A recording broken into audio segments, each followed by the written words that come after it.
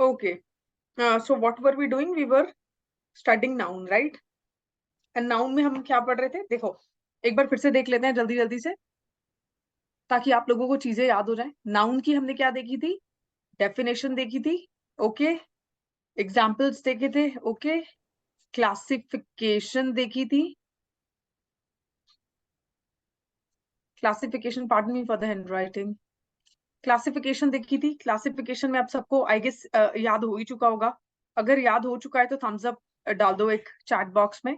Classification में हमने proper noun देखा था, कॉमन नाउन देखा था, एब्स्ट्रैक्ट नाउन देखा था, मटेरियल नाउन देखा था, कलेक्टिव नाउन देखा था। फिर कलेक्टिव नाउन के 3 पार्ट्स पढ़े थे, generalizing collective, group collective and distributive collective. इनसे रिलेटेड कुछ रूल्स पढ़े थे। फिर हमने देखा था नंबर के बेसिस पे दो ही दो, सिंगुलर एंड प्लूरल। काउंटेबिलिटी के बेसिस पे काउंटेबल, अनकाउंटेबल। और उसके बाद आपका आ जाएगा on the basis of your gender. It was of 4 types, masculine, feminine, common and neuter. And last was on the basis of what? Structure. Structure के basis पे क्या थे? 2 टाइप के थे, single noun, compound noun. Compound noun further 2 types में divided था, compound noun with hyphen and compound noun without hyphen, right? ये सब चीजें पढ़ी। फिर कुछ केसेस डिस्कस किए थे। देखो केसेस क्या डिस्कस किए थे, बहुत सिंपल से केसेस पढ़े थे, ठीक है। और उनको आइडेंटिफाई कैसे करेंगे वो भी हमने कल पढ़ा था, ठीक है। पढ़ा हमने परसों तक, कल रिवाइज किया, ठीक है। केसेस में देखो, नॉमिनेटिव केस पढ़ा था जिसको हम सब्जेक्टिव केस भी बोल रहे थे, ठीक है। उसके बाद हमने देखा था ऑब्जेक्टिव केस। ऑब्जेक्टिव में जो है आपका नाउन या प्रोनाउन ऑब्जेक्ट की प्लेस पे होता है। डेटिव केस पढ़ा था। डेटिव केस में बेसिकली क्या था? इनडायरेक्ट ऑब्जेक्ट वाली प्लेस पे होता है आपका नाउन। और डेटिव के बाद हमने पढ़ा था पोजेसिव केस। पोजेसिव केस में बेसिकली क्या था? पोजेशन दिखाया जाता है, या फिर ओनरशिप, या फिर बिलोंगिंगनेस। और लास्ट क्या था? वोकेटिव। वोकेटिव में बेसिकली क्या था? जब आप नाउन को यूज करते हो क्या करने के लिए? किसी को बुलाने के लिए, या फिर एड्रेस करने के लिए किसी को, या फिर बेसिकली अटेंशन अट्रैक्ट करने के लिए किसी की, ठीक है। तो ये हमने केसेस पढ़े थे। फिर हमने देखा था कि कुछ तरीके हैं जिससे इनको बेसिकली क्या किया जा सकता है? आइडेंटिफाई किया जा सकता है, ठीक है। वो हमने स्टडी किया था। और उसके बाद हमने नाउन के 10 रूल्स तक कल क्या किया था? फिनिश किया, ठीक है। यही पढ़ा था हमने। अब देखो आज नेक्स्ट पे चलेंगे। What is the next rule? Let me just switch on to the rules वाली स्लाइड। ओके, तो ये था। देखो रूल नंबर 1 जल्दी से रिवाइज कर लेते हैं। कुछ नाउन हमेशा सिंगुलर वर्ब यूज करते हैं, जैसे कि ये वाले, ठीक है। इनके साथ अगर आप प्लूरल वर्ब यूज करोगे तो क्या हो जाएगा? गलत हो जाएगा, ठीक है। कुछ नाउन होते तो सिंगुलर है इन मीनिंग, बट उनके साथ हमेशा हम उनको प्लूरल नाउन समझ के क्या यूज करते हैं? प्लूरल वर्ब यूज करते हैं, जैसे कि ये वाले। यहाँ पे देखो अब सिंगुलर यूज किया तो करेक्ट इनकरेक्ट हो गया, करेक्ट यूज किया होगा प्लूरल वर्ब। कुछ नाउन्स जो होते हैं उनको हमेशा किस फॉर्म में यूज किया जाता है? प्लूरल फॉर्म में। हमेशा एस या ईएस की फॉर्म में यूज होते हैं, जैसे यहाँ पे ये शॉर्ट्स वर्ड एस की फॉर्म में यूज हो रहा है, प्रेमाइसेस वर्ड ईएस की फॉर्म में यूज हो रहा है, ठीक है, ओके। और इनके साथ हम हमेशा क्या यूज करेंगे? प्लूरल वर्ब, ठीक है। उसके बाद कुछ ऐसे नाउन्स होते हैं जो आपके लेंथ, मेजरमेंट, मनी, वेट या नंबर को रिप्रेजेंट करते हैं। और इनसे पहले जब भी कोई नंबर आ जाता है या न्यूमरल आ जाता है, तो उस केस में जो आप नाउन यूज कर रहे हो उसको, उसकी फॉर्म को आप चेंज नहीं करते हो, उसको अनचेंज फॉर्म में यूज करते हो। ये रूल नंबर हमने 4 पढ़ा था, ठीक है। उसके बाद रूल नंबर 5 देखो क्या पढ़ा था। रूल नंबर 5 जो है हमने क्या पढ़ा था? रूल नंबर 5 हमने पढ़ा था कि कलेक्टिव नाउन के साथ आप दोनों चीजें यूज कर सकते हो, सिंगुलर वर्ब भी, प्लूरल वर्ब भी। किस चीज पे डिपेंड करेगा? उसके यूज पे। ये भी हमने कल डिटेल में काफी स्टडी किया था। कुछ नाउन्स ऐसे होते हैं जिनका सिंगुलर मीनिंग तो एक डिफरेंट मीनिंग होता है, और प्लूरल मीनिंग जो होता है अनदर निकलता है, ठीक है। फिर वो कुछ वैसे वर्ड्स देखे थे, उनमें एक प्रीमाइस वर्ड भी ऐड करने को बोला था मैंने आपको, प्रीमाइस एंड प्रीमाइसेस, ठीक है। ऐसे कुछ और वर्ड्स जो आगे आते जाएंगे उनको भी हम इस लिस्ट में ऐड करते रहेंगे। बट जितनी भी ग्रामर की बुक्स हैं उनमें ये कुछ स्पेसिफिक वर्ड्स जो है वो मेंशन किए हुए हैं। अब ऐसा नहीं है कि जो ग्रामर की बुक्स हैं उनमें ये स्पेसिफिक वर्ड मेंशन किए हैं तो इनसे बाहर कोई वर्ड हो ही नहीं सकता, ऐसा, ठीक है। जैसे प्रिमाइस वर्ड है वो नहीं मेंशन किया होगा, लेकिन प्रिमाइस वर्ड जब आप इसको प्रैक्टिकली देख रहे हो तो इस वर्ड का मतलब डिफरेंट है और इस वर्ड का मतलब डिफरेंट है, ठीक है। तो ऐसे खुद भी हमें जो जो वर्ड्स मिलेंगे खुद की रिसर्च से हम उनको भी इस लिस्ट में ऐड करते जाएंगे, ठीक है, राइट। तो दिस इज समथिंग जो हम थोड़ा सा बुक से बाहर पढ़ेंगे, बट हम डेफिनेटली इसको कर लेंगे। ठीक है, अब नेक्स्ट देखो, correct usage of the words पढ़ा था। यहाँ पे हमने कुछ वर्ड्स देखे थे जिनका करेक्ट यूसेज क्या है वो देखा था। और नॉर्मल पैरालेंस में जब हम इन वर्ड्स को यूज करते हैं तो हम बेसिकली क्या करते हैं, इनको उनकी गलत फॉर्म में यूज कर देते हैं। ठीक है, तो करेक्ट फॉर्म्स क्या होती हैं वो हमने ग्रामर के पॉइंट ऑफ व्यू से देखा। फिर हमने देखा कि जो प्रोनाउन है, एक सेंटेंस में जब आप प्रोनाउन यूज कर रहे हो तो उससे पहले जो भी उसके एंटीसीडेंट वर्ड्स या पर्सन या नंबर या जेंडर यूज किया गया उसके अकॉर्डिंगली आप प्रोनाउन यूज करते हो। प्लूरल है तो प्लूरल प्रोनाउन यूज करोगे, मेल है तो ऐसा प्रोनाउन यूज करोगे जो मेल को रिप्रेजेंट करे। ठीक है, सिंगुलर है तो सिंगुलर प्रोनाउन यूज कर दोगे, राइट। फीमेल है तो फीमेल से रिलेटेड प्रोनाउन यूज करोगे। तो ये सब चीजें आपको क्या रखनी है, ध्यान रखनी है। अच्छा, अगर ऐसा कोई वर्ड गिवन है जैसे everybody, everyone, anybody, each, anyone, इनके साथ आप कैसा प्रोनाउन यूज करते हो, और इनके साथ आप मैस्कुलिन प्रोनाउन ही यूज करते हो, ये देखो। ठीक है, क्योंकि हमें पता नहीं है ना मेल की बात हो रही है फीमेल की, तो हम इसलिए जनरल केसेस में हम क्या लेते हैं, मेल ही ले लेते हैं। ठीक है, वो करेक्ट कंसिडर किया जाता है। अब देखो, फिर 10th रूल जो था वो लास्ट रूल हमने क्या पढ़ा था, लास्ट रूल हमने जो पढ़ा था वो हमने पढ़ा था आपका वन। ठीक है, जब भी आप वन प्रोनाउन को यूज करते हो तो उसको that is followed by ones, उसके साथ आप कोई और, जैसे यहाँ पे हिज यूज किया गया, दैट इज रॉन्ग, वो नहीं यूज करोगे। आप क्या यूज करोगे, it is followed by one only, right, उसी को यूज करोगे।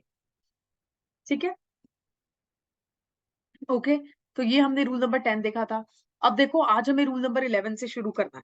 ठीक है, अब मुझे ये बताओ, वर्ब्स, वर्ब्स, अब ये रूल समझने से पहले ना हमें दो चीजें समझनी पड़ेंगी।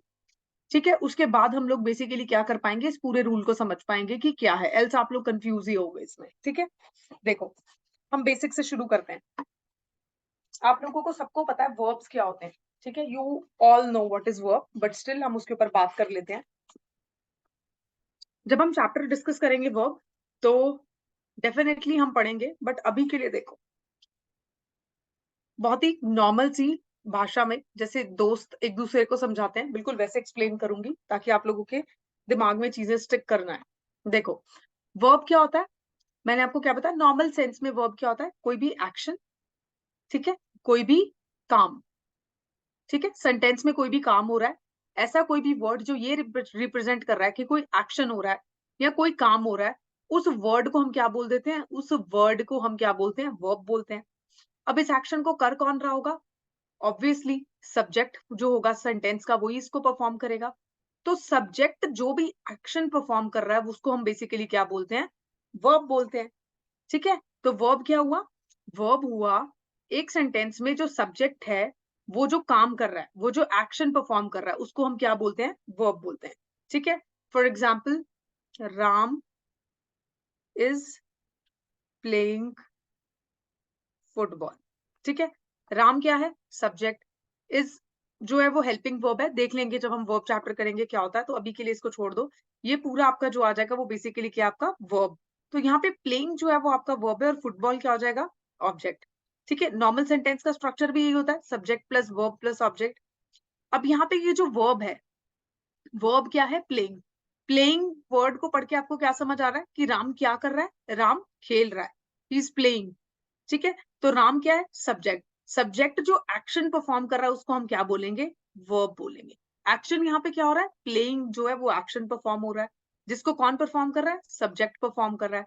हेंस यहाँ पे प्लेइंग वर्ड क्या हो जाएगा, वर्ब हो जाएगा। For example, I am going to meet my friend. ठीक है, अब गोइंग यहाँ पे बेसिकली क्या आ जाएगा, आपका वर्ब। मैं जा रही हूँ क्या करने, मिलने, मिलना भी तो एक काम है, meeting is also a verb. ठीक है, I am going to meet my friend, तो ये बेसिकली क्या हो जाएंगे, वर्ब्स हो जाएंगे। कोई और एग्जाम्पल देखते हैं, let's see some other examples. ठीक है, कुछ और एग्जाम्पल देखते हैं। फॉर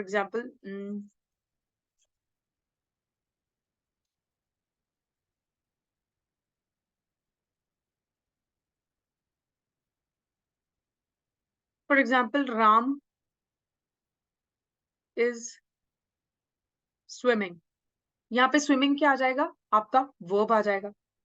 ठीक है, वर्ब आ जाएगा। स्विमिंग क्या है, एक ऐसा एक्शन है जिसको कौन परफॉर्म कर रहा है, राम। राम क्या है, सब्जेक्ट। तो action which is perform by the subject को हम बेसिकली क्या बोलते हैं, वर्ब बोलते हैं। आई होप वर्ब की डेफिनेशन सबको क्लियर हो गई होगी। ठीक है। अब जब हम वर्ब चैप्टर पढ़ेंगे ना, तो हम लोग वर्ब की क्लासिफिकेशन पढ़ेंगे कि वर्ब जो है वो कितने टाइप का है। ठीक है, बहुत सारे टाइप का वर्ब होता है, बहुत सारे टाइप का क्या होता है वर्ब्स होते हैं। ठीक है, उनमें से एक वर्ब जो हम यहाँ पे डिस्कस करेंगे जो इस रूल को समझने के लिए इंपॉर्टेंट है, that is transitive and intransitive verb. ठीक है, तो ये जो है ये दो वर्ब्स अभी समझने के लिए बहुत इंपॉर्टेंट है, तभी आपको ये रूल जो है वो समझ आएगा। ठीक है, transitive verb and intransitive verb. अब इसको हम वर्ब चैप्टर में भी डिस्कस करेंगे, पर मैं अभी भी इसको डिटेल में क्या करूंगी, डिस्कस करूंगी। तो आप लोग अभी भी इसको अच्छे से समझ लेना, क्योंकि इस particular topic of the verb में से ये जो वर्ब का ये वाला टॉपिक है ट्रांजिटिव एंड इनट्रांजिटिव वर्ब्स, इस पर बेस्ड क्वेश्चंस आपके पेपर में आते हैं। एग्जामिनर आपसे पूछ रहा है कि कौन सा वर्ब जो है ट्रांजिटिव है और कौन सा इंट्रांजिटिव है। प्रीवियस ईयर क्वेश्चंस जब आप देखोगे, जो यहाँ पहले एपीएसएसबी के क्वेश्चन पेपर्स आए हुए हैं, उनमें ये क्वेश्चंस पूछे हुए हैं। एक क्वेश्चन नहीं, दो क्वेश्चन नहीं, 4 4 5 5 क्वेश्चंस पूछे हुए हैं एक पेपर में इस पर्टिकुलर टॉपिक में से। Hence this topic is quite important, right. तो मैंने आपको क्या बताया, अभी तक हमने सिर्फ इतना ही पढ़ा कि वर्ब क्या होता है। ठीक है, अब हम बात करेंगे टाइप्स ऑफ वर्ब की, और टाइप्स ऑफ वर्ब में भी हम सिर्फ दो ही वर्ब्स डिस्कस करेंगे। Number one is transitive and the other is intransitive. ठीक है, अब देखो मैं आपको एक चीज समझाती हूँ। हम लोग बेसिक जब सेंटेंस का स्ट्रक्चर पढ़ते हैं, तो हम क्या पढ़ते हैं कि सब्जेक्ट होता है, वर्ब होता है, ऑब्जेक्ट होता है। ऐसे ही होता है सेंटेंस का structure. For example, she is playing football. ठीक है, शी क्या है, सब्जेक्ट, इज प्लेइंग वर्ब हो जाएगा, फुटबॉल क्या हो जाएगा, ऑब्जेक्ट हो जाएगा। तो यहाँ पे बेसिकली क्या हो गया, ये आपका बेसिक सेंटेंस का स्ट्रक्चर हो गया। ठीक है, लेकिन कुछ सेंटेंसेस ऐसे भी होंगे जहां पे सिर्फ सब्जेक्ट और वर्ब ही दिया होगा। ठीक है, और सेंटेंस अपने आप में क्या हो जाएगा, कंप्लीट हो जाएगा। उसको बेसिकली यहाँ ऑब्जेक्ट की जरूरत नहीं पड़ेगी। ठीक है, तो कुछ सेंटेंसेस आपको ऐसे मिलेंगे, कुछ सेंटेंसेस आपको ऐसे मिलेंगे। For example, she is playing अगर मैं लिख दूं, तो ये आपका सब्जेक्ट है, ये आपका वर्ब है। अभी अपने आप में क्या है, मीनिंगफुल भी है सेंटेंस, और इसमें सिर्फ सब्जेक्ट और वर्ब भी यूज हुआ, ऑब्जेक्ट मैंने यूज ही नहीं किया। ठीक है, तो कुछ सेंटेंसेस आपको ऐसे भी मिलेंगे जो बेसिकली क्या होंगे, जिनमें ऑब्जेक्ट जो है कंपल्सरी यूज होगा, और कुछ आपको सेंटेंसेस ऐसे मिलेंगे जिनमें आप ऑब्जेक्ट नहीं भी यूज करोगे तो भी आपका सेंटेंस जो है वो मीनिंगफुल बन जाएगा। ठीक है, फॉर एग्जाम्पल, बर्ड्स फ्लाई। ठीक है, अब बर्ड्स फ्लाई क्या है, सब्जेक्ट एंड वर्ब। अब इस पूरे सेंटेंस को पढ़ के आपको क्या समझ आ रहा है कि बर्ड्स उड़ती हैं, तो मीनिंगफुल बन गया ना सेंटेंस। ठीक है, for example, I like pizza so much. अब यहाँ पे बेसिकली क्या है, I like pizza so much, ये बेसिकली क्या है, ऑब्जेक्ट है। ठीक है, ये बेसिकली लाइक क्या है, लाइक करना, लाइकिंग इज अ वर्क, एक तरीके का फीलिंग है, एक तरीके का एक्शन है। यहाँ पे लाइक जो है वो आपका वर्ब हो जाएगा, और आई क्या हो जाएगा, सब्जेक्ट। तो यहाँ पे सब्जेक्ट भी गिवन है, वर्ब भी गिवन है, ऑब्जेक्ट भी गिवन है। अब इमेजिन करो, इस सेंटेंस में से अगर मैं ये वाला पार्ट जो है रिमूव कर दूं, ठीक है, ये वाला पार्ट अगर मैं रिमूव कर दूं, इस ऑब्जेक्ट को ही रिमूव कर दूं, तो क्या इस सेंटेंस का कोई मतलब है, आई लाइक कुछ सेंस बन रहा है इस पर्टिकुलर लाइन का या इस पर्टिकुलर सेंटेंस का, नहीं बन रहा। आई लाइक व्हाट, आप क्या कहोगे, मैम क्या आई लाइक, आगे तो पूरा करो, समझ ही नहीं आ रहा आप क्या बोल रहे हो। यही बोलोगे ना आप, अगर मैं से बोलूं आई लाइक, तो आप में से कुछ लोग कहेंगे मैम क्या लाइक, है ना, आप पूरा तो सेंटेंस करो, समझ नहीं आ रहा मैं आप क्या बोल रहे हो। तो ये जो वर्ड्स हैं यहाँ पे, सब्जेक्ट और वर्ब जो है, यहाँ पे आपस में ये दोनों जब साथ हैं, तो ये सब क्या कर रहे हैं, सेंटेंस को कंप्लीट नहीं कर रहे हैं, मीनिंगफुल नहीं बना रहे हैं सेंटेंस को। इनको यहाँ पे किस चीज की जरूरत है, ऑब्जेक्ट की जरूरत है। किस लिए चाहिए इनको ऑब्जेक्ट, ऑब्जेक्ट, ताकि ये पूरा सेंटेंस जब मिल जाए और बन जाए तो ये पूरा सेंटेंस मीनिंगफुल बन सके। ठीक है, ओके।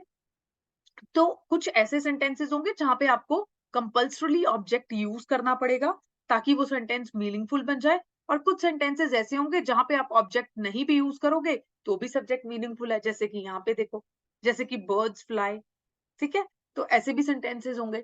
अब देखो, ट्रांजिटिव और इनट्रांजिटिव वर्ब बेसिकली क्या होता है, ट्रांजिटिव एंड यहाँ पे मैं लिख देती हूँ इनट्रांजिटिव वर्ब।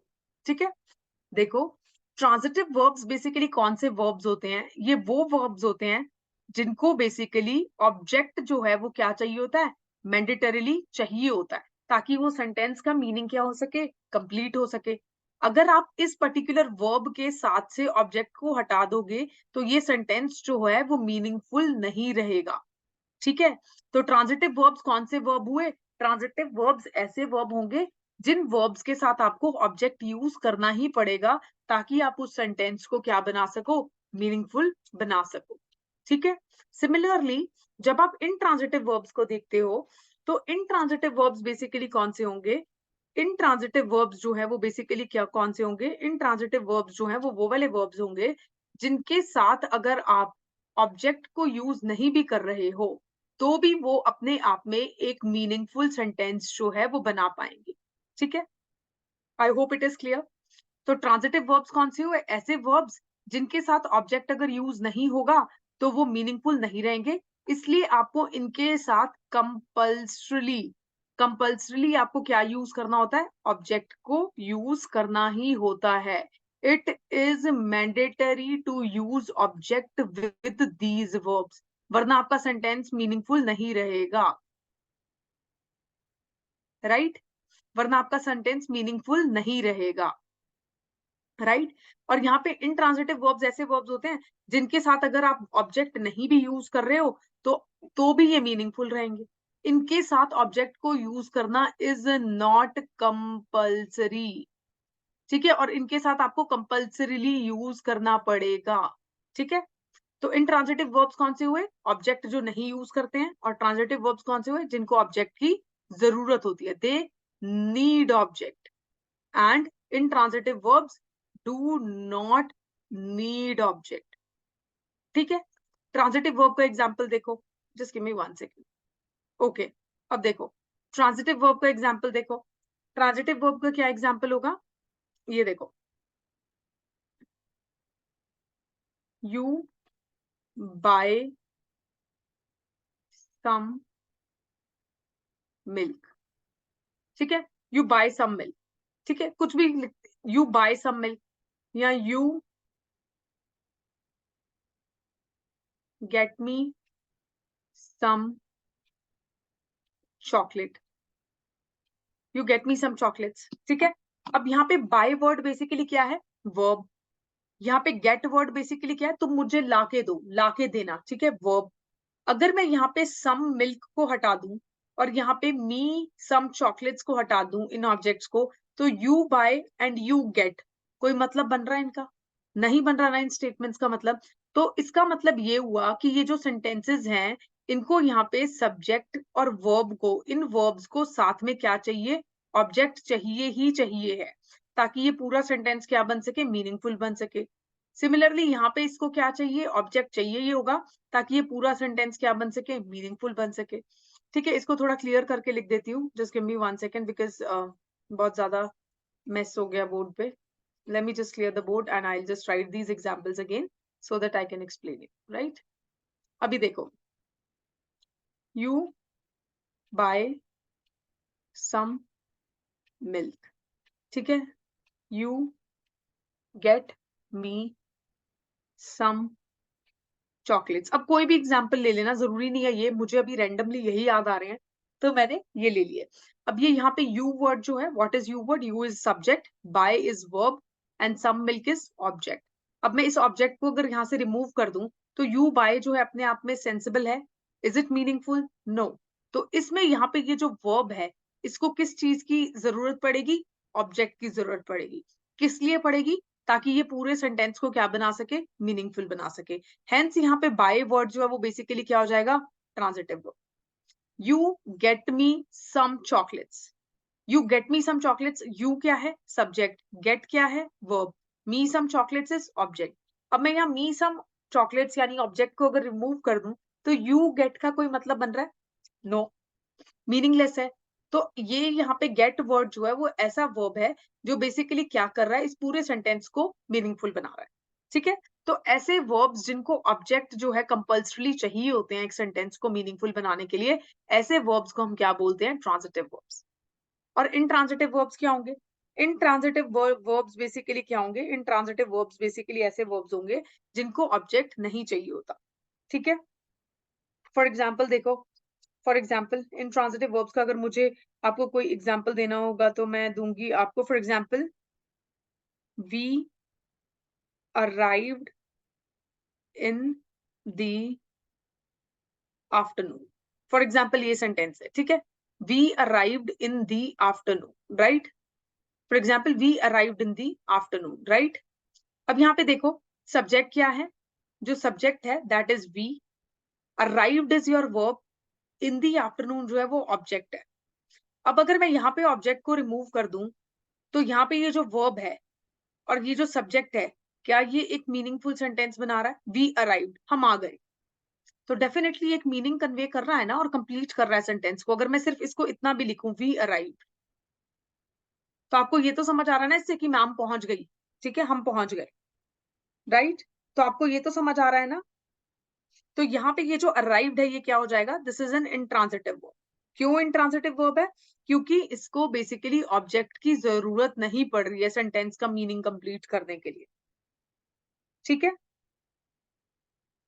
फॉर एग्जाम्पल और कोई एग्जाम्पल देख लो, फॉर एग्जाम्पल और क्या हो सकता है? फॉर एग्जाम्पल जैसे यही देखो, birds fly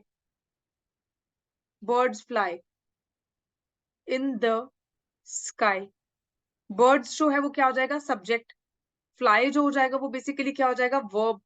in the sky basically क्या है? ऑब्जेक्ट। अगर मैं यहाँ से ऑब्जेक्ट को रिमूव कर देती हूँ तो बर्ड्स फ्लाई, बर्ड्स उड़ रही हैं, तो ये अपने आप में एक मीनिंग कन्वे कर रहा है।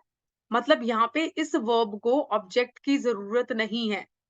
किस चीज के लिए जरूरत नहीं है? इसको जरूरत नहीं है कि ये क्या करे, ऑब्जेक्ट को इसको नीड हो, इसको ऑब्जेक्ट की जरूरत नहीं है मीनिंग कंप्लीट करने के लिए सेंटेंस का। हेंस यहाँ पे फ्लाई वर्ड क्या हो जाएगा? इंट्रांजिटिव वर्ब हो जाएगा, ठीक है। आई होप सबको ट्रांजिटिव एंड इंट्रांजिटिव वर्ड्स का मतलब जो है वो बेसिकली क्लियर है अब, ठीक है। अगर कुछ भी कंफ्यूजन है तो जल्दी से बता दो।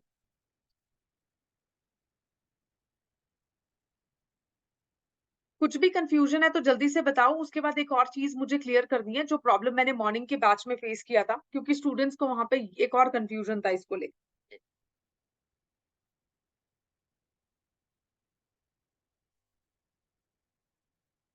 Any confusion, anyone?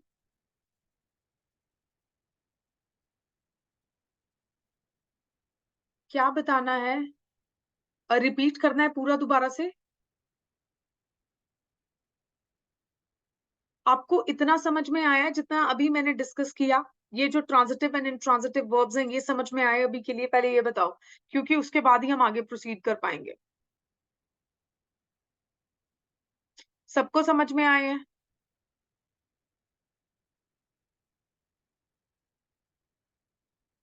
ओके। तो अब देखो, एक कंफ्यूजन ये था स्टूडेंट्स को, कंफ्यूजन जो था वो ये था, उनको ऐसा लग रहा था कि transitive and intransitive verbs, transitive and intransitive verbs जो हैं उनकी कुछ वर्ड्स ऐसे होंगे, मतलब कुछ वर्ब्स ऐसे होंगे जो सिर्फ और सिर्फ ट्रांजिटिव ही होंगे, और कुछ वर्ब्स ऐसे होंगे जो सिर्फ और सिर्फ इंट्रांजिटिव ही होंगे। मतलब अगर आप फॉर एग्जाम्पल एक वर्ब है स्टॉप, ठीक है, इसको जब हम यूज करेंगे सेंटेंस में एज अ वर्ब इस वर्ड को, तो ये मैं आपको एग्जांपल दूंगी, अभी एक्सप्लेन करूंगी। फॉर एग्जांपल ये वर्ड है ना, इसको जब आप सेंटेंस में यूज करोगे तो उनको ये कंफ्यूजन था कि ये हमेशा ट्रांजिटिव ही होगा या इनट्रांजिटिव भी हो सकता है। तो कोई भी वर्ब जो है वो ट्रांजिटिव या इनट्रांजिटिव है, उसकी कोई क्लासिफिकेशन नहीं है ऐसे रिजिड। सेंटेंस में उसको यूज किस तरीके से किया गया है उस चीज पे ये डिपेंड करेगा कि उस वर्ब को आप ट्रांजिटिव बोलोगे या इंट्रांजिटिव बोलोगे, ठीक है। फॉर एग्जाम्पल ये देखो, इसी को वर्ड को यूज करते हैं। For example I stopped the car, और इसको अगर मैं ऐसे लिखूं, द कार स्टॉप्ड, ठीक है, I stop the car and the car stop. अब वर्ब तो एक ही है ना इस दोनों सेंटेंस में। वर्ब क्या है यहाँ पे इन दोनों सेंटेंस में? स्टॉप करना या कार का रुकना। वर्ब तो एक ही यूज हो रहा है ना, यहाँ पे ये वर्ब है, यहाँ पे ये वर्ब है। बट इस सेंटेंस का स्ट्रक्चर देखो, ये क्या है, सब्जेक्ट, ये वर्ब और ये ऑब्जेक्ट। यहाँ पे ये क्या है, सब्जेक्ट, ये क्या है, वर्ब। अब अगर मैं यहां से बेसिकली इस ऑब्जेक्ट को हटा देती हूँ तो आई स्टॉप्ड, क्या ये सेंटेंस मीनिंगफुल है? आई स्टॉप्ड, व्हाट स्टॉप्ड, क्या स्टॉप किया, है ना? तो ये सेंटेंस अपने आप में मीनिंगफुल नहीं बन रहा, हेंस ये जो वर्ब यहाँ पे यूज किया है ये आपका क्या हो जाएगा, ट्रांजिटिव हो जाएगा। लेकिन जब मैं उसको इस तरीके से लिखूंगी, द कार स्टॉप्ड, तो ये वर्ब यहाँ पे बेसिकली क्या है, इसको ऑब्जेक्ट की जरूरत नहीं है, यहाँ पे ये क्या हो जाएगा, इंट्रांजिटिव वर्ब हो जाएगा। तो एक ही वर्ब जो है वो ट्रांजिटिव भी हो सकता है, इंट्रांजिटिव भी हो सकता है। डिपेंड किस चीज पे करता है, डिपेंड करता है कि सेंटेंस में उसको यूज कैसे किया हुआ है, right? I hope it is clear.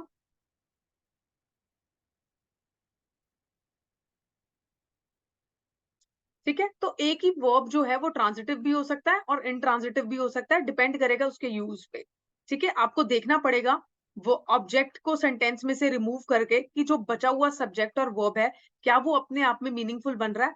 अगर वो मीनिंगफुल बन रहा होगा तो उस केस में ये जो वर्ब होगा वो बेसिकली क्या होगा, इंट्रांजिटिव हो जाएगा। अगर मीनिंगफुल नहीं बनेगा तो वो ट्रांजिटिव हो जाएगा। तो इस तरीके से आप सेंटेंस में वर्ब को रिकॉग्नाइज करोगे कि वर्ब जो है वो ट्रांजिटिव है या इंट्रांजिटिव है, राइट? तो ये जो था ये आपका बेसिकली क्या था, ये छोटा सा कंफ्यूजन था स्टूडेंट्स को। तो अब मैंने आपको ट्रांजिटिव वर्ब भी वर्ब बताया पहले क्या होता है, फिर बताया ट्रांजिटिव वर्ब्स क्या होते हैं, और फिर बताया इन ट्रांजिटिव वर्ब्स जो होते हैं वो बेसिकली क्या होते हैं। ठीक है, ये हो गया। अब इस रूल को समझने के लिए हमें एक छोटा सा कॉन्सेप्ट और समझना पड़ेगा और वो है प्रोनाउन। ठीक है, ये चैप्टर हम करेंगे डिटेल में, दोनों चैप्टर्स पढ़ेंगे, वर्ब भी पढ़ेंगे और प्रोनाउन भी पढ़ेंगे। So don't worry about that. अभी के लिए सिर्फ आप ये देखो कि प्रोनाउन क्या होता है। प्रोनाउन मैंने आपको क्या बताया था, ये ऐसे वर्ड्स होते हैं जो किस चीज को रिप्लेस करते हैं सेंटेंस में, नाउन को रिप्लेस करते हैं। फॉर एग्जाम्पल राम है, राम के लिए मैं क्या प्रोनाउन यूज कर सकती हूँ, ही, हिम, हिज। ठीक है, ये प्रोनाउंस में इसके लिए यूज कर सकती हूँ। तो यहाँ ये एक नाउन होगा जिसको बेसिकली कुछ वर्ड्स जो है वो रिप्लेस कर रहे हैं। हेंस प्रोनाउन क्या है, ऐसे वर्ड्स जो बेसिकली किसको रिप्लेस करते हैं, नाउन को रिप्लेस करते हैं। अब जब हम प्रोनाउन चैप्टर पढ़ेंगे ना तो हम इसके भी बहुत सारे टाइप्स पढ़ेंगे। ठीक है, जिसमें से एक टाइप होगा रिफ्लेक्सिव प्रोनाउन, रिफ्लेक्सिव प्रोनाउन। ठीक है, ओके। अब देखो, जैसे कि प्रोनाउन है आपका, for example he, she, it, they, sorry, them, he, she, it, him, her। ठीक है, ये सब आपके प्रोनाउंस होते हैं। इनमें से कुछ प्रोनाउंस ऐसे होंगे जैसे कि आपके ये वाले प्रोनाउंस। ठीक है, इनमें से कुछ प्रोनाउंस आपके कौन से होंगे, इनमें से कुछ प्रोनाउन आपके ऐसे होंगे जिनके साथ आप क्या कौन सी फॉर्म यूज करोगे, मैं बताती हूँ आपको। फॉर एग्जाम्पल देम हो गया, फॉर एग्जाम्पल आर हो गया, फॉर एग्जाम्पल और क्या हो सकता है, माई हो गया, फॉर एग्जाम्पल और क्या हो सकता है, और हो सकता है आपका आर, माई, देम। ठीक है, ओके, ये हो गए। अब रिफ्लेक्सिव प्रोनाउंस बेसिकली कौन से प्रोनाउंस होते हैं, ये ऐसे प्रोनाउन होते हैं जिनके साथ आप सेल्फ वर्ड या फिर सेल्फ वर्ड क्या कर देते हो, ऐड कर देते हो। अब जब ये पूरा वर्ड बनेगा, फॉर एग्जाम्पल हर सेल्फ, ये वर्ड बेसिकली क्या हो जाएगा आपका, ये आपका रिफ्लेक्सिव प्रोनाउन हो जाएगा। ठीक है, फॉर एग्जाम्पल हिमसेल्फ, हिमसेल्फ क्या है, reflexive pronoun. For example my self, तो ये क्या हो जाएगा, reflexive pronoun. For example itself, ये क्या हो जाएगा, रिफ्लेक्सिव प्रोनाउन। तो ऐसे प्रोनाउंस जिनके साथ आप बेसिकली या तो सेल्फ वर्ड या फिर सेल्फ वर्ड क्या कर देते हो, ऐड करते हो, वो फिर जो प्रोनाउन बनता है उसको हम बेसिकली क्या बोलते हैं, रिफ्लेक्सिव प्रोनाउन बोलते हैं। ठीक है, अब आप कहोगे मैम सेल्फ वर्ड कहाँ यूज करेंगे और सेल्फ वर्ड कहाँ यूज करेंगे। तो सेल्फ वर्ड आप तब यूज करोगे जब प्रोनाउन सिंगुलर है, जैसे हर, हिम, माय, इट। यहाँ पे मैंने देखो सेल्फ वर्ड यूज किया। ठीक है, और अगर प्रोनाउन जो है वो प्लूरल है तो आप सेल्फ वर्ड यूज करोगे। फॉर एग्जाम्पल आर, आर किसको रिप्रेजेंट करता है, ग्रुप ऑफ पीपल को, आर सेल्फ। देम किसको रिप्रेजेंट करता है, ग्रुप ऑफ पीपल को, तो देम सेल्व्स हो जाएगा। ठीक है, तो रिफ्लेक्सिव प्रोनाउन कौन से प्रोनाउन होते हैं, reflexive pronouns are those pronoun जिनके साथ आप या तो सेल्फ वर्ड या सेल्फ वर्ड ऐड कर देते हो, और उसके बाद जो ये नए वर्ड्स निकल के आते हैं इन प्रोनाउंस को हम क्या बोलते हैं, रिफ्लेक्सिव प्रोनाउन बोलते हैं। सेल्फ वर्ड कहाँ ऐड करोगे? जब प्रोनाउन सिंगुलर है, और सेल्फ वर्ड कहाँ ऐड करोगे? जहां प्रोनाउन बेसिकली क्या है? प्लूरल है। ठीक है, अब जल्दी से ये बताओ, रिफ्लेक्सिव प्रोनाउन सबको समझ आ गया?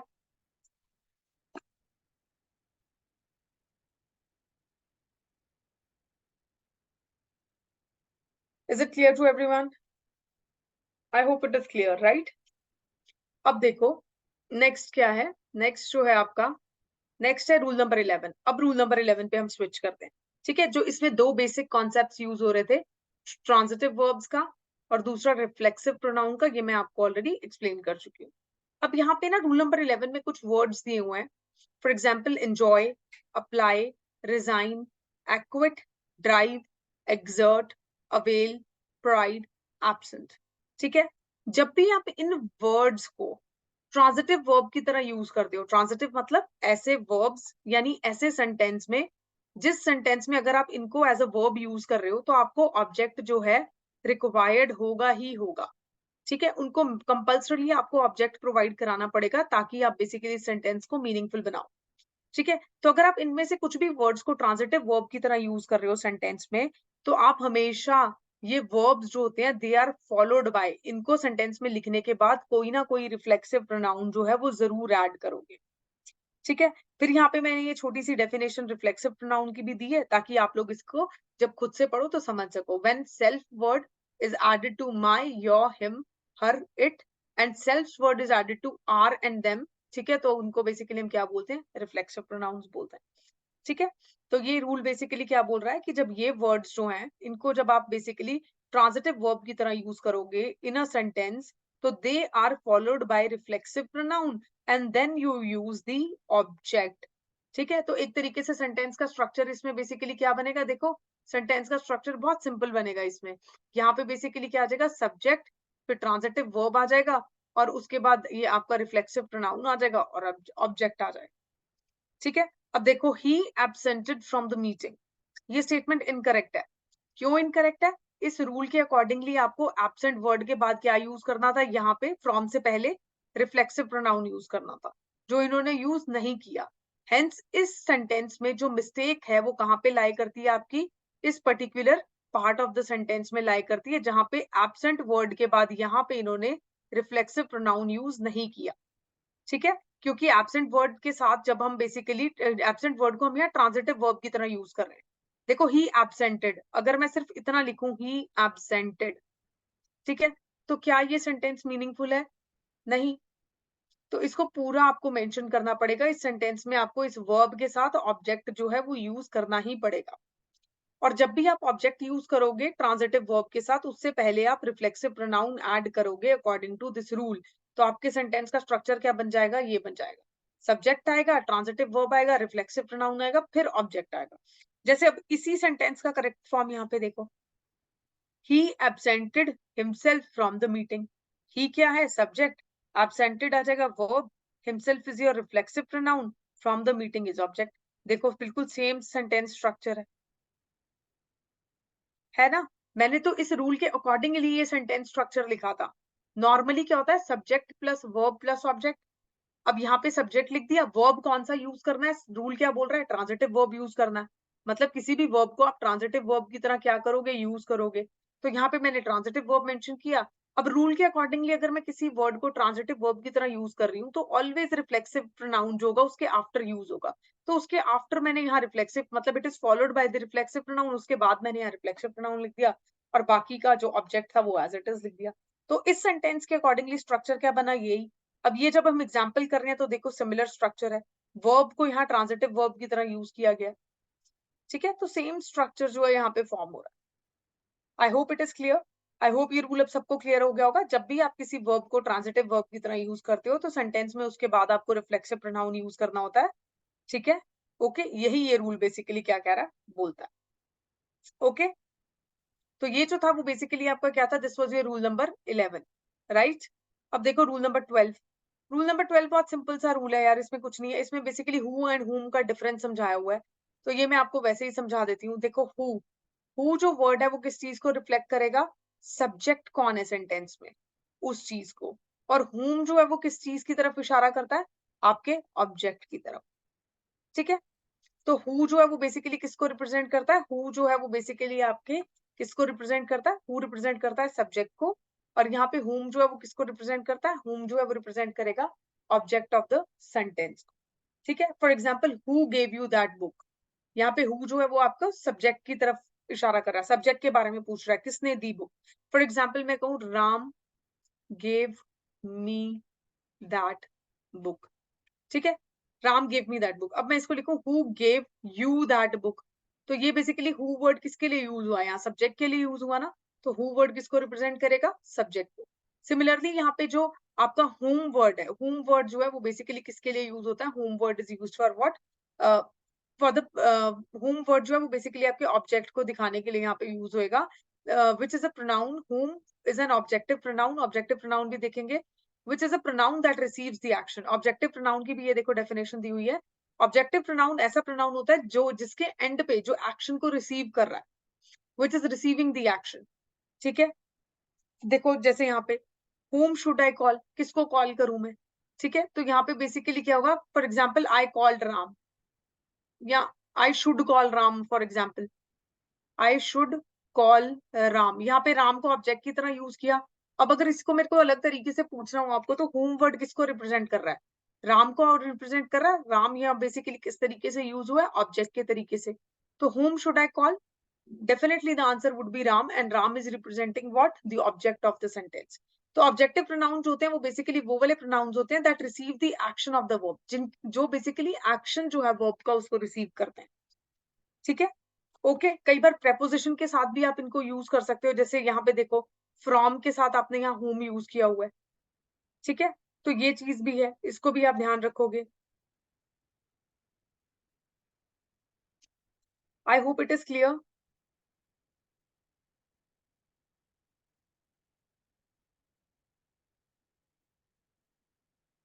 ठीक है, तो ये जो रूल है आपका बहुत ही सिंपल रूल है, ये सिर्फ आपको हु एंड हुम के यूज में बेसिकली क्या बता रहा है? डिफरेंस बता रहा है। हु जो है वो सब्जेक्ट को रिप्रेजेंट करने के लिए यूज होता है, एंड हुम जो है वो किसी भी ऑब्जेक्टिव प्रोनाउन या फिर बेसिकली किसी भी ऑब्जेक्ट जो है, मतलब जो रिसीवर ऑफ द एक्शन है, उसको रिप्रेजेंट करने के लिए बेसिकली क्या होता है? यूज होता है।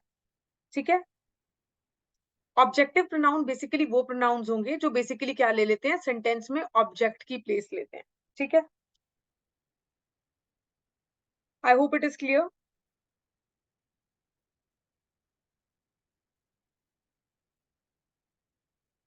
ओके, तो ये रूल जो था ये हु और हुम के यूज में डिस्टिंग्विश कर रहा है। ओके, नेक्स्ट देखो रूल नंबर 13।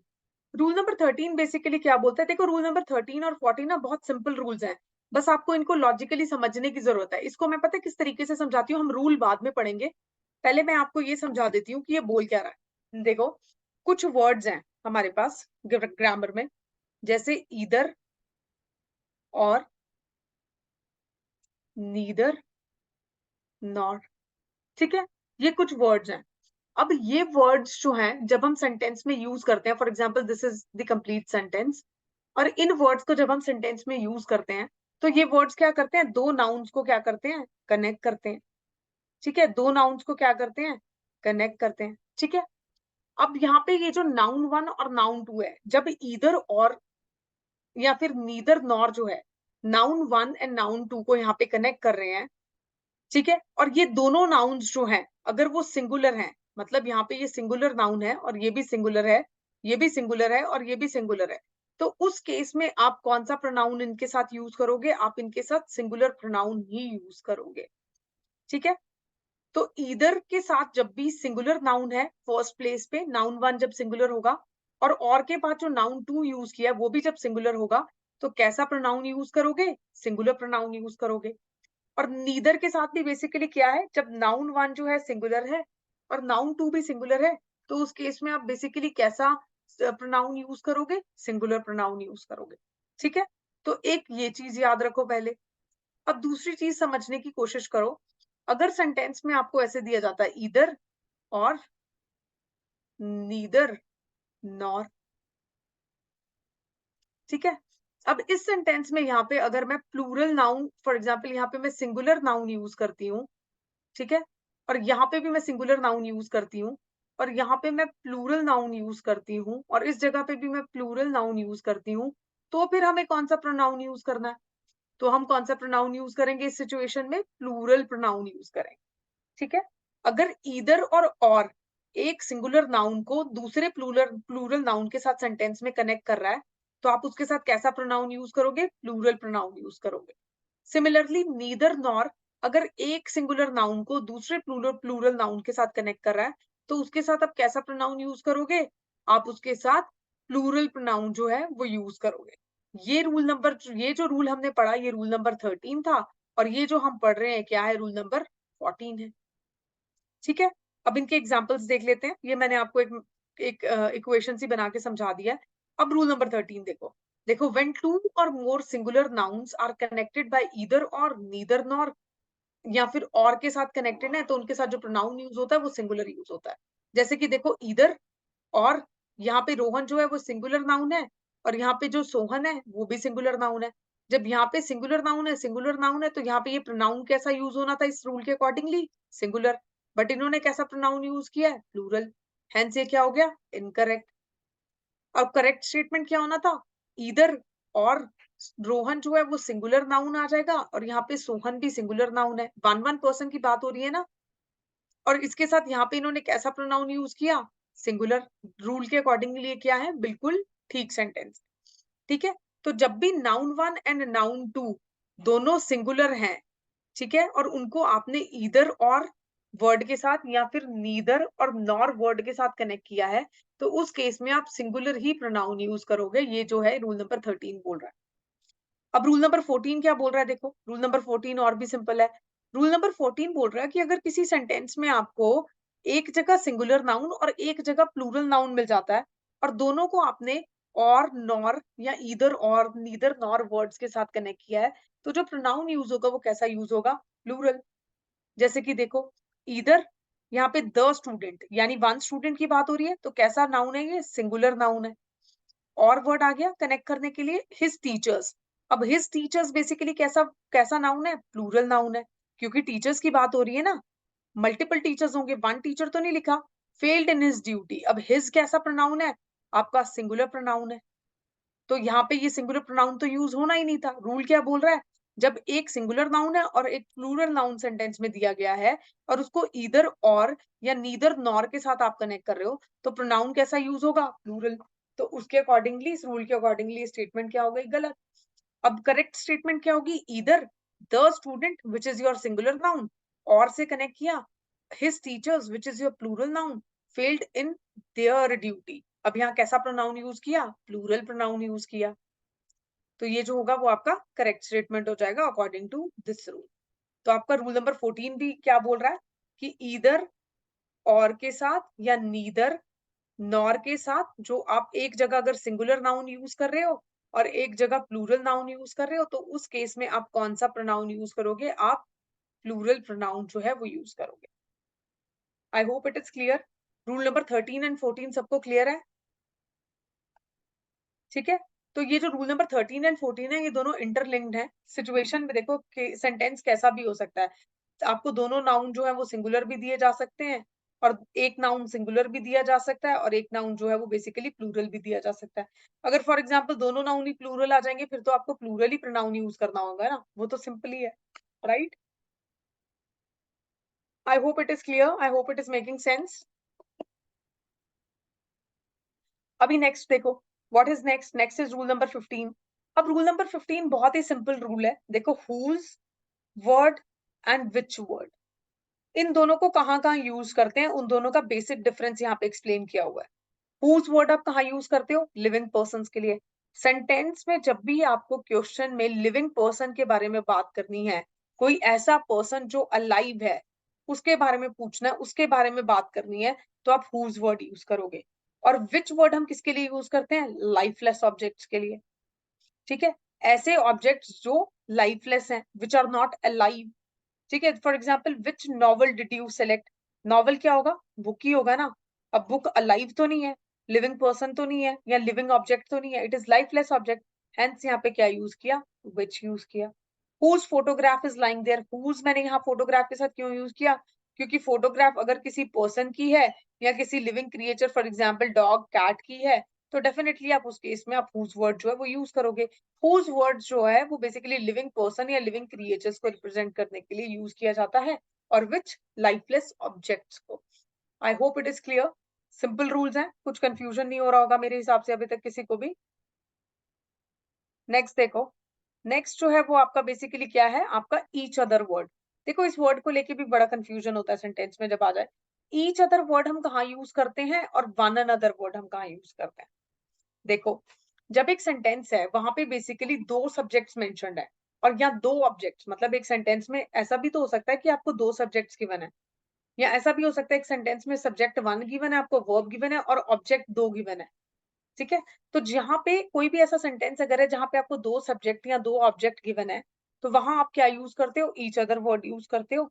लेकिन अगर आपको सब्जेक्ट या object more than two given है किसी सेंटेंस में, for example subject one, subject two, subject three, subject four, चार सब्जेक्ट गिवन अगर किसी सेंटेंस में, तो आप वहां पे कौन सा वर्ड यूज करोगे, वन अनदर।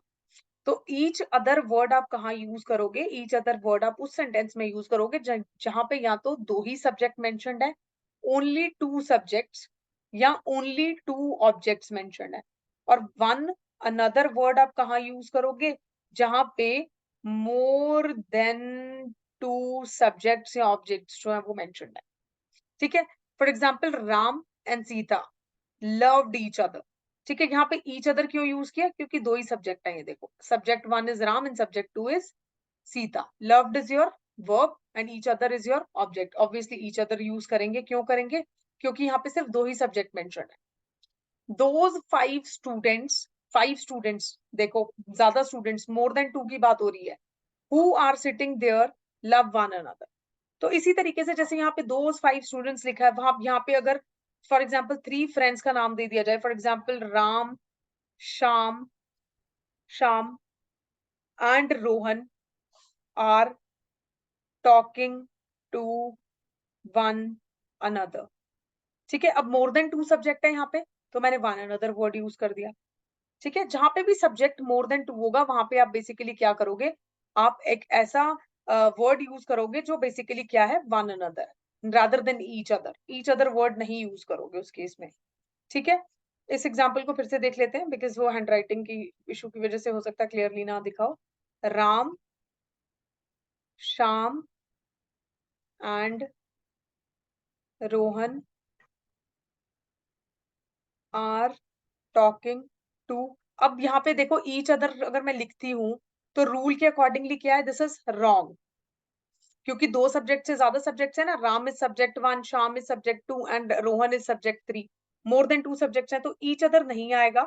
या आप स्टेटमेंट जो सेंटेंस इंप्रूवमेंट वाले क्वेश्चन आपको दिए जाते हैं उनमें ध्यान रखोगे, यहाँ पे क्या आएगा, वन अनदर। ठीक है, okay, I hope it is clear. ठीक है, देखो ये रूल हम बहुत बार पढ़ चुके हैं, डायरेक्टली इनडायरेक्टली। इसको दोबारा से हम देख लेते हैं क्या कह रहा है ये रूल। ये रूल कह रहा है when the pronoun stands for collective noun, जब भी आप प्रोनाउन किसी कलेक्टिव नाउन के लिए यूज करते हो, it must be singular number and in neuter gender if the collective noun is viewed as a whole, but if it gives the idea of different entities, the plural pronoun is used। मतलब देखो collective noun के case में मैंने आपको क्या समझाया था, collective noun के केस में मैंने आपको ये समझाया था कि हम इसको सिंगुलर तरीके से भी यूज कर सकते हैं और प्लूरल भी। ठीक है, जब सिंगुलर यूज करेंगे तो सिंगुलर वर्ब आएगा, और जब प्लूरल यूज करेंगे तो कौन सा वर्ब आएगा, सॉरी यहाँ पे प्लूरल वर्ब आएगा। ठीक है, यहाँ पे क्या वर्ब आएगा, प्लूरल वर्ब आएगा। ओके, अब ये क्या कह रहा है, ये कह रहा है प्रोनाउन जो है अगर यहाँ पे सिंगुलर वर्ड के लिए और न्यूटर जेंडर के लिए बेसिकली अगर आप बेसिकली यूज कर रहे हो, when the pronoun stands for collective noun it must be singular number and in neuter gender if the collective noun is viewed as a whole. आप सिंगुलर कब use करते हो वर्ब कलेक्टिव नाउन के साथ, आप तब यूज करते हो जब कलेक्टिव नाउन जो है वो वन होल या वन एंटिटी की तरह बेसिकली सेंटेंस में क्या है, रिप्रेजेंटेड है। ठीक है, और प्लूरल कब यूज करते हो, जब डिफरेंस इन ओपिनियन होता है। यही समझाया था ना मैंने आपको, कलेक्टिव नाउन को हम सिंगुलर भी यूज कर सकते हैं, प्लूरल भी। अगर सिंगुलर यूज करेंगे तो सिंगुलर वर्ब आएगा, प्लूरल यूज करेंगे तो प्लूरल वर्ब आएगा। सिंगुलर कब यूज करते थे कलेक्टिव नाउन को, जब सेंटेंस में उसको वन होल या वन एंटिटी की तरह रिप्रेजेंट किया है, ठीक है। और प्लूरल कब यूज करते थे? जब डिफरेंस इन ओपिनियन है, ठीक है, तभी यूज करते थे ना प्लूरल वर्ब, जब डिफरेंस इन ओपिनियन है। फॉर एग्जांपल मैंने आपको ये एग्जांपल दिया था, 10 स्टूडेंट्स हैं, 6 बोल रहे हैं कि नूडल्स खाने हैं और 4 बोल रहे हैं मोमोज खाने हैं, तो डिफरेंस इन ओपिनियन है। तो इस केस में बेसिकली आप प्लूरल वर्ब यूज करोगे इस ग्रुप ऑफ पीपल के साथ, या यहाँ पे जो भी सब्जेक्ट यूज होगा उसके साथ। और अगर ये 10 के 10 बोलते हैं कि नूडल्स ही हमें खाने हैं डिनर में, तो फिर आप उसके साथ क्या यूज करोगे? आप सिंगुलर वर्ब, क्योंकि 10 के 10 एक ही बात बोल रहे हैं, वन होल वन एंटिटी की तरह रिप्रेजेंटेड है, सब एक ही चीज पे अग्री कर रहे हैं। जब सब डिफरेंट चीजों पे अग्री करेंगे तो वो डिफरेंस इन ओपिनियन को शो करता है, उस केस में प्लूरल वर्ब आएगा, ठीक है।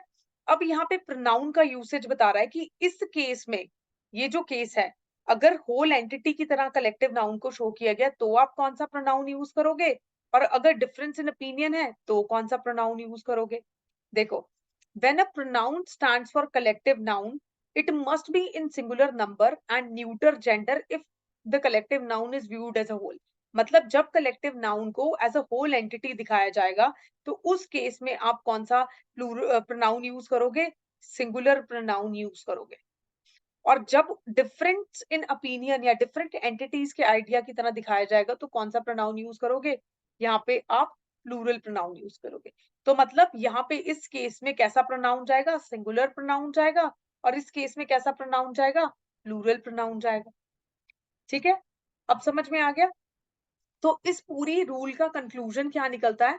इस पूरे रूल को अगर मुझे आपको एक लाइन में समझाना हो और सबसे सिंपल वर्ड्स में समझाना हो, तो इसका ये मतलब निकलता है कि जो कलेक्टिव नाउन होते हैं ना, ठीक है, उनके साथ आप सिंगुलर तरीके से भी उनको यूज कर सकते हो और प्लूरल तरीके से भी। जब सिंगुलर यूज करोगे तो वर्ब कैसा यूज करोगे? वो भी सिंगुलर आएगा, और यहाँ पे प्लूरल वर्ब आएगा इस केस में। और यहाँ पे बेसिकली प्रोनाउन कैसा यूज करोगे? सिंगुलर प्रोनाउन, और यहाँ पे प्लूरल प्रोनाउन, ठीक है। तो जो रूल है वो बेसिकली ये बात बोल रहा है। यहाँ पे सिंगुलर प्रोनाउन क्यों यूज कर रहे हो और सिंगुलर वर्ब क्यों यूज कर रहे हो? क्योंकि वन होल एंटिटी की बात हो रही है। यहाँ पे प्लूरल क्यों यूज कर रहे हो? क्योंकि डिफरेंस इन ओपिनियन शो कर रहा है, ठीक है। और यहाँ पे अगर आपको अपने शॉर्ट नोट्स बनाने हो तो इस पूरे रूल को इस तरीके से ड्रॉ कर सकते हो फ्लो चार्ट की फॉर्म में। और एक छोटा सा यहाँ से एरो इधर को देके और इधर को देके आप ऐसे लिख सकते हो कि वन होल एंटिटी की तरह यहाँ पे रिप्रेजेंट करेंगे हम कलेक्टिव नाउन को, और यहाँ पे हमें होगा डिफरेंस इन ओपिनियन। तो उस केस में हम बेसिकली क्या यूज कर रहे थे? प्लूरल वर्ब और प्लूरल प्रोनाउन, यानी डिफरेंस इन ओपिनियन के केस में plural verb and plural pronoun, and one whole entity के केस में singular verb and singular pronoun. तो इस तरीके से आप बेसिकली क्या कर सकते हो? इस पूरे रूल को डायग्रामेटिक फॉर्म में रिप्रेजेंट कर सकते हो, ठीक है। यही यहाँ पे बेसिकली रूल नंबर 17 में समझाया हुआ है। देखो, बुक्स में थोड़ा सा कॉम्प्लेक्स लैंग्वेजेस में होगा, पर मेरा पॉइंट ये है और मेरा तरीका ये है कि इसको डायग्रामेटिक फॉर्म में मैं आपको समझा दूं, जैसे हम मैथ्स में डायग्राम या साइंस में डायग्राम से समझते हैं। इसीलिए इसको मैंने इस फ्लो चार्ट में रिप्रेजेंट किया। आप लोग अपने नोट्स में ऐसे फ्लो चार्ट्स बना सकते हो ताकि आपको चीजें बहुत इजीली क्लियर हो जाएं और आपको इतना ये कॉम्प्लेक्स रूल्स के अंदर नहीं घुसना पड़े, ठीक है। I am just clearing the board. अब हम लोग रूल नंबर 17 की थ्योरी पढ़ लेते हैं।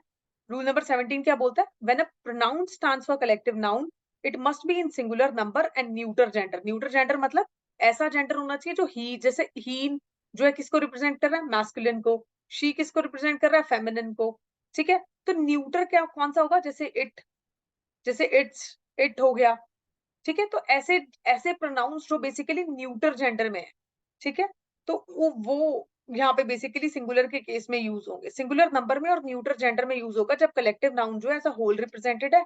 और जब उसको डिफरेंट एंटिटीज की फॉर्म में रिप्रेजेंट कर रहे हो तो आप प्लूरल प्रोनाउन यूज करोगे। फॉर एग्जांपल देखो, the jury gave it's verdict. Jury gave it's verdict में बेसिकली यहाँ पे पूरी ज्यूरी जो है उसमें डिफरेंस इन ओपिनियन नहीं दिख रहा है। तो यहाँ पे प्रोनाउन कौन सा यूज किया? ऐसा प्रोनाउन जो न्यूटर जेंडर वाला है, ना मेल को रिप्रेजेंट कर रहा है ना फीमेल को रिप्रेजेंट कर रहा है, उसको हम बोलेंगे न्यूटर जेंडर। पढ़ के आए हैं ना ऊपर, तो न्यूटर जेंडर वाला प्रोनाउन यूज किया। और मोर ओवर हम इस केस में बेसिकली क्या यूज करेंगे? इस केस में हमें बेसिकली सिंगुलर नंबर में यूज करना था। Here jury gives the idea of one whole. यहाँ पे कलेक्टिव नाउन देखो, जब सेपरेट इंडिविजुअल्स यानी डिफरेंस इन ओपिनियन वाला आइडिया कन्वे करेगा तो आप उस केस में कैसा प्रोनाउन यूज करोगे? Plural pronoun. The jury were divided in their opinion. In their opinion, their क्या है? प्लूरल प्रोनाउन है। तो जूरी जो है वो बेसिकली सेवरल इंडिविजुअल्स का आइडिया दे रही है, क्योंकि डिवाइडेड है तो हर एक इंडिविजुअल अलग बोल रहा होगा। तो यहाँ पे प्रोनाउन कैसा यूज किया? Plural pronoun. प्लूरल प्रोनाउन कौन सा है? देयर है। ठीक है, okay, their is your plural pronoun. मैंने शायद आपको टेबल बना के प्रोनाउंस के प्लूरल और सिंगुलर फॉर्म समझाई भी होंगी। किसी को कुछ कंफ्यूजन अभी तक?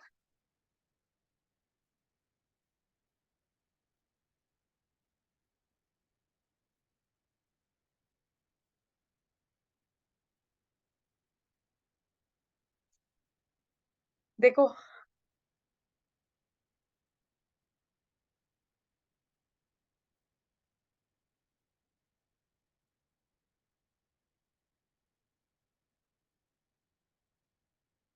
ओके, तो फिर आज के लिए हम लोग क्या करते हैं, 17 रूल तक पढ़ते हैं। ठीक है, आपकी क्लास में तो बहुत ज्यादा रूल्स करा दिए मैंने।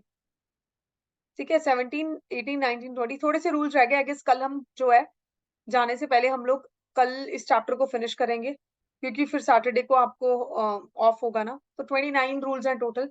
कल हम ये चैप्टर क्या कर देंगे, फिनिश कर देंगे। Right, we will be finishing this chapter tomorrow. Actually मैं नेक्स्ट रूल भी करा सकती हूँ अभी, बट ये रूल कराने में थोड़ा टाइम लग जाएगा। I have to explain you the entire pronoun का, first person pronoun, second person pronoun, मुझे आपको वो सब समझाना पड़ेगा। ठीक है, उसमें थोड़ा टाइम लग जाएगा। It will take some 10 minutes in that, और उसके बाद फिर हम रूल पढ़ेंगे। तो आई गेस 15 to 20 मिनट्स लग जाएंगे। तो I don't want to rush, I don't want to rush, I don't want to proceed in hurry. मैं जल्दी में नहीं पढ़ाना चाह रही हूँ आपको। आई जस्ट वांट कि हम धीरे चीजें पढ़ें, बट इतने अच्छे से पढ़ लें कि जब आप घर पे रिवाइज करो और क्लास में रिविजन के बाद जब आप दोबारा से पढ़ो, तो आप लोगों को कोई भी प्रॉब्लम ना आए। ठीक है, तो ये रूल जो है, 18 रूल से हम लोग कल करेंगे। और एक चीज और मैं आपको बता देती हूँ, कल की क्लास में हम नाउन चैप्टर की रिवीजन नहीं करेंगे। मैं आपको कल नहीं रिवाइज कराऊंगी, क्योंकि कल मेरा जो प्राइमरी फोकस होगा, ठीक है, वो बेसिकली किस चीज के ऊपर होगा, इस चैप्टर को फिनिश करने पे, because I want to start new chapter on Monday. ठीक है, नया चैप्टर शुरू करेंगे मंडे को, और ये नाउन चैप्टर जो है आपका कल फिनिश करेंगे। तो इसलिए कल मैं कोई रिवीजन नहीं कराऊंगी। नाउन चैप्टर कल सब लोग खुद से रिवाइज करके आएंगे। बट यस, अगर ये चैप्टर टाइमली फिनिश हो जाता है और क्लास में उसके बाद हमारे पास 15 मिनट्स रहते हैं, लास्ट के 10 मिनट्स रहते हैं, तो मैं आपको ये चैप्टर फिर लास्ट में रिवाइज करा दूँ, पूरा ही करा दूंगी, जैसे हमने आर्टिकल्स किया था। ठीक है, तो कल क्लास हम 15 मिनट्स एक्स्ट्रा भी रख सकते हैं, सो दैट मैं आपको पूरा चैप्टर ही रिवाइज करा दूं। बट पहले, सबसे पहले आते ही रिवीजन नहीं होगा कल।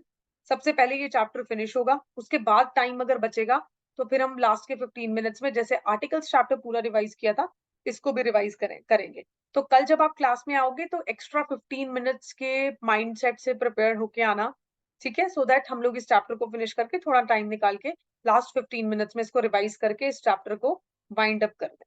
ठीक है, और कोई भी कंफ्यूजन होंगे उसको फिर कल देख लेंगे। ओके, चलिए फिर। Okay, with this I am just winding up the class. Thank you so much everyone for joining. Thank you, Sunil. Sunil, where were you? You are not attending classes or what? Because I don't get your messages. यहाँ पे chat box में आप reply ही नहीं कर रहे होते। You are a regular student, so इसीलिए I'm asking. I didn't saw you yesterday in the class.